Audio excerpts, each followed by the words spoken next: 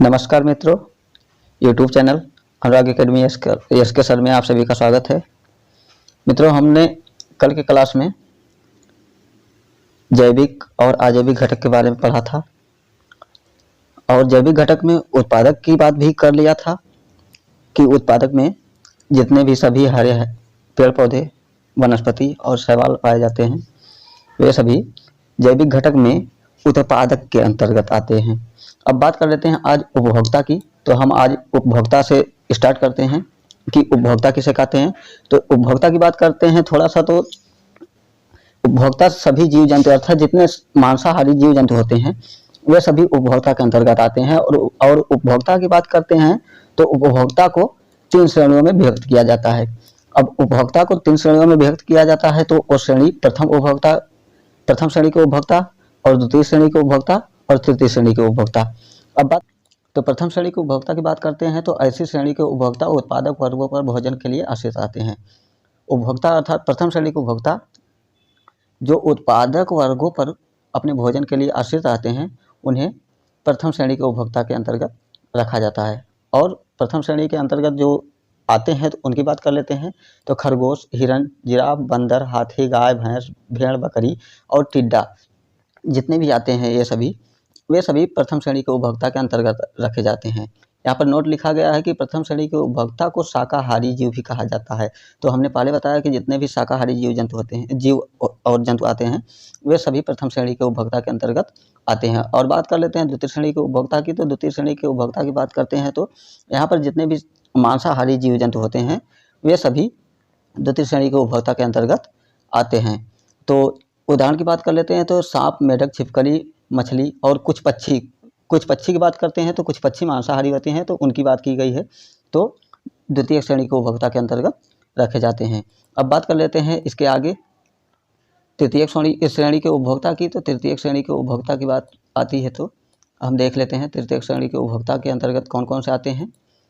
तो यहाँ पर आती है तृतीय श्रेणी के उपभोक्ता और इसे सर्वोच्च उपभोक्ता वर्ग भी कहा जाता है। तो जो तृतीय श्रेणी के उपभोक्ता होते हैं उसे सर्वोच्च उपभोक्ता वर्ग भी कहा जाता है। इसमें बात कर लेते हैं तो शेर, चीता, बाघ, बाज, गिद्ध, नेवला, मोर इत्यादि जो होते हैं ये सभी सर्वोच्च उपभोक्ता वर्ग के अंतर्गत आते हैं। अब यहाँ पर कुछ नोट लिखा गया है, नोट भी देख लेते हैं कि मनुष्य को उपभोक्ता वर्ग के अंतर्गत रखा जाता है। कि प्रथम पे लिखा गया कि मनुष्य को उपभोक्ता वर्ग के अंतर्गत रखा जाता है और द्वितीय नंबर पर देख लेते हैं दूसरे नंबर पर। तो यहाँ पर लिखा गया है कि मनुष्य को सर्वाहारी जीव भी कहा जाता है।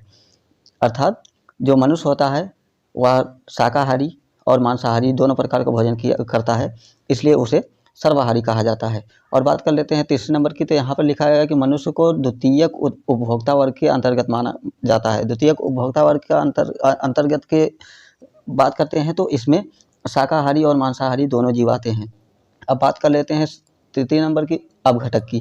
अब अगर अपघटक की बात करते हैं तो अपघटक को हमने अगले सेशन में बताया था कि अपघटक में जीवाणु और कवक आते हैं।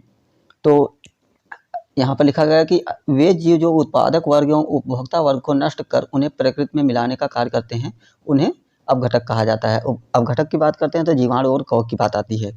और जीवाणु और कवक करते क्या है कि मित्रों जो हमारे वातावरण में पशु पक्षी जीव जंतु मर जाते हैं तो उन्हें मरने के बाद वो जब सड़ते हैं तो सड़ने के बाद वो दोबारा ह्यूमस में अर्थात मृदा में वही उसी तत्वों में मिल जाते हैं जैसे कि जिन तत्वों से मिलकर बने थे। तो जो जीवाणु और कवक होते हैं उनका कार्य यही होता है कि जो हमारे पृथ्वी पर जीव जंतु मर जाते हैं तो उन्हें नष्ट करके पुनः ह्यूमस और मृदा में मिला देते हैं।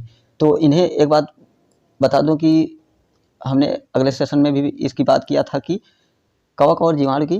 तो कभी कभी यह प्रश्न पूछा जाता है जो कि यूपी टेट और सुपर टेट में बहुत ही बार पूछा जाता है कि प्रकृति का सफाई कर्मी या प्रकृति का मेहतर किसे कहा जाता है। तो वहाँ पर अगर आपको ऑप्शन में मिलता है कवक या फिर मिलता है जीवाणु या फिर मिलता है अपघटक। तो अगर अपघटक की बात आएगी तो वहाँ पर कवक जीवाणु नहीं दिया जाएगा और अपघटक नहीं मिलता है तो कवक या जीवाणु मिलेगा तो उसको आपको चुनना पड़ेगा।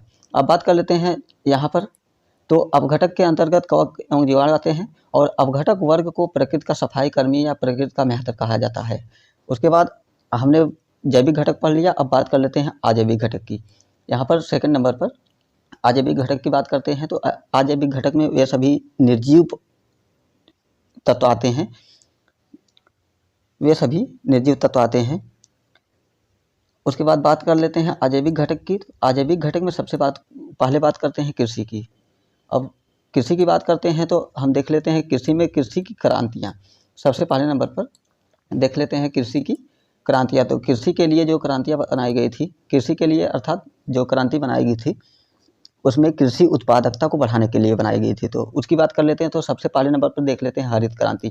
हरित क्रांति का संबंध पहले देख लेते हैं। तो हरित क्रांति खाद्यान्न उत्पादन के लिए यह क्रांति की गई थी। इसका प्रारंभ 1966 से 1967 अर्थात 1966 से 1967 तक के बीच में किया गया था। और भारत की बात करते हैं तो भारत में हरित क्रांति की शुरुआत 1966 से 67 से माना जाता है। और हरित क्रांति का जनक की बात करते हैं तो हरित क्रांति के जनक नॉर्मन बोरलॉग को माना जाता है। और नॉर्मन बोरलॉग की बात की जाती है तो वो मैक्सिको मूल के अमेरिकी नागरिक थे, जो कि भारत में हरित क्रांति की शुरुआत के लिए माने जाते हैं, अर्थात जनक कहे जाते हैं। अब बात कर लेते हैं भारत में हरित क्रांति के जनक। तो जो भारत में हरित क्रांति आई उसके जनक की बात करते हैं तो MS स्वामीनाथन को माना जाता है। अब बात कर लेते हैं नॉर्मन बोरलॉग को। तो 1970 में नोबेल पुरस्कार से सम्मानित भी किया गया था इन्हें। किस लिए? तो हरित क्रांति के लिए। अब बात कर लेते हैं हरित क्रांति के जन्म स्थल की। तो हरित क्रांति का प्रारंभ कहाँ से किया गया, हरित क्रांति का जन्म कहाँ से हुआ? तो उत्तराखंड में एक पंतनगर नामक स्थान है, वहाँ पर विश्वविद्यालय है। उसी विश्वविद्यालय से हरित क्रांति का प्रारंभ किया गया।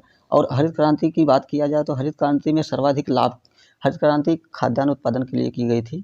तो हरित क्रांति में सबसे अधिक लाभ किस फसल को हुआ और सबसे अधिक नुकसान किस फसल को हुआ, इसको भी देख लेते हैं थोड़ा सा कि सबसे अधिक लाभ किसको हुआ। तो सबसे अधिक जो लाभ हुआ मित्रों, यह सबसे अधिक गेहूं की फसल को लाभ हुआ। और सबसे अधिक नुकसान जो हुआ वो मोटे अनाज जैसे ज्वार, बाजरा, मक्का आदि को सबसे ज़्यादा नुकसान हुआ। और बात कर लेते हैं मोटे अनाज का क्षेत्रीय स्तर पर सर्वाधिक लाभ। तो सर्वाधिक लाभ पंजाब और हरियाणा एवं पश्चिमी उत्तर प्रदेश में हुआ था। अब बात कर लेते हैं हरित क्रांति के अंतर्गत जो निम्न कार्य किए गए कि हरित क्रांति को कैसे बढ़ावा दिया जाए, या फिर हरित क्रांति के अंतर्गत कितने कार्य किए गए उसकी बात कर लेते हैं। तो हरित क्रांति में सबसे पहले नंबर पर बात कर लेते हैं HYV बीजों का प्रयोग का। तो HYV बीजों का प्रयोग अर्थात हाइब्रिड बीजों का प्रयोग, जैसे कि हाइब्रिड बीजों का प्रयोग अर्थात उच्च उत्पादकता वाली बीजों का प्रयोग किया गया। उसके बाद बात कर लेते हैं नेक्स्ट नंबर की, तो रासायनिक उर्वरकों एवं कीटनाशक दवाओं का प्रयोग। उसके बाद बात करते हैं सिंचाई साधन का तेजी से विकास। सिंचाई साधन में नलकूप और नहरों का तेजी से विकास किया गया, जिससे कि हमारे फसलों की उत्पादकता को बढ़ाई जा सके।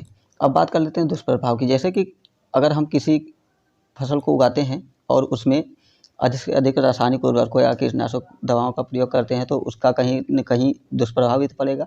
अब बात कर लेते हैं दुष्प्रभाव की। तो दुष्प्रभाव क्या क्या होते हैं? तो भारत में हरित क्रांति के दौरान अतिशय रासायनिक उर्वरकों एवं कीटनाशक दवाओं के कारण मृदा प्रदूषण, वायु प्रदूषण एवं जल प्रदूषण तेजी से बढ़ रहा है। तो जब अधिक से अधिक हम अपने खेतों में रासायनिक उर्वरक और कीटनाशक दवाओं का प्रयोग करेंगे तो उसका असर कहीं ना कहीं हमारे वातावरण पर भी तो पड़ेगा। तो वही बात यहाँ पर हुई है कि मृदा प्रदूषण और वायु प्रदूषण और जल प्रदूषण तेजी से बढ़ रहा है। अब बात कर लेते हैं महत्वपूर्ण खाद्यान्न उत्पादक राज्य की बात करते हैं। तो गेहूँ की बात करते हैं तो गेहूँ सबसे पहले नंबर पर उत्तर प्रदेश में सर्वाधिक उत्पादन किया जाता है। और यहाँ पर मित्रों ध्यान दीजिएगा, उत्पादन और यहाँ पर उत्पादकता की। तो उत्पादन और उत्पादकता में बहुत अंतर है, इसको हम आगे अभी बताते हैं। नीचे हमने लिखा है कि उत्पादकता और उत्पादन में अंतर क्या है। तो बात कर लेते हैं गेहूं के उत्पादन की। तो उत्पादन सर्वाधिक उत्तर प्रदेश में होता है और गेहूं की उत्पादकता की बात की जाए तो सर्वाधिक पंजाब में होता है। अब बात कर लेते हैं धान की। तो धान में सर्वाधिक उत्पादन करने वाला राज्य तो पश्चिम बंगाल है। इसके बाद देख लेते हैं सर्वाधिक उत्पादन पश्चिम बंगाल में किया जाता है। अब बात कर लेते हैं कि धान की उत्पादकता सबसे अधिक कहाँ पर होती है? तो पंजाब में होती है। धान भारत में सर्वाधिक उत्पादन करने वाला राज्य पश्चिम बंगाल है, लेकिन भारत में सर्वाधिक उत्पादकता वाला राज्य पंजाब है। अब बात कर लेते हैं उत्पादन और उत्पादकता की।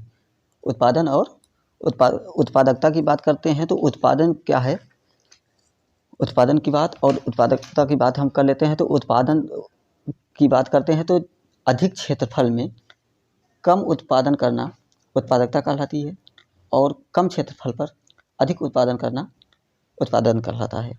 अब बात कर लेते हैं क्रांति की। तो हरित क्रांति की बात हो गई।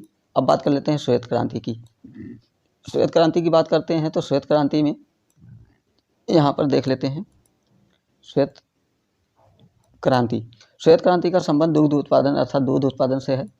तो दूध उत्पादन के लिए तो श्वेत क्रांति के बात करते हैं तो श्वेत क्रांति का जनक वर्गीस कुरियन को माना जाता है, जो कि केरल के निवासी हैं। अब बात कर लेते हैं श्वेत क्रांति के जन्म स्थान की।